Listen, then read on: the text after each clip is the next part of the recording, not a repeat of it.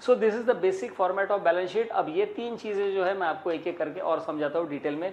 Capital, capital means owners money invested in business. Capital में आप capital को नाम हम क्या क्या दे सकते हैं, अलग अलग तरह के नाम हम कैपिटल को दे सकते हैं। कौन कौन से नाम दे सकते हैं?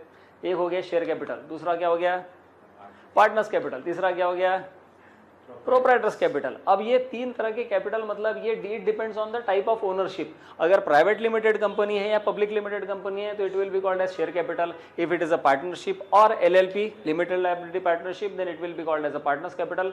And if there is a single owner it will be called as a proprietors capital. है मतलब तीनों का एक ही, owners money invested in business. Share capital, this terminology is used only in case of a company, private limited company और public limited company. वहां पे shares issue किए जाते हैं ऑफिशियली, इसलिए उसको शेयर कैपिटल कहा जाता है। यहाँ पे पार्टनर्स कैपिटल में शेयर इशू नहीं होते हैं, इसलिए इसको पार्टनर्स कैपिटल कहते हैं। और प्रोप्राइटर कैपिटल में एक ही कैपिटल, एक ही ओनर है।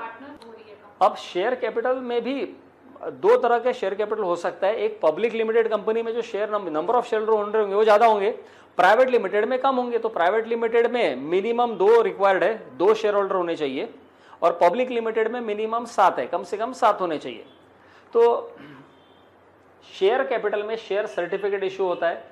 ये शेयर सर्टिफिकेट डिपेंड करता है आपके पास कितने शेयर है उसके हिसाब से। पार्टनर्स कैपिटल में पार्टनरशिप डीड में कैपिटल लिखा रहेगा कितना है, प्रोप्राइटर में कोई डीड नहीं होती, कुछ नहीं होती, मैंने जो लगाया बिजनेस में वो मेरा कैपिटल हो गया।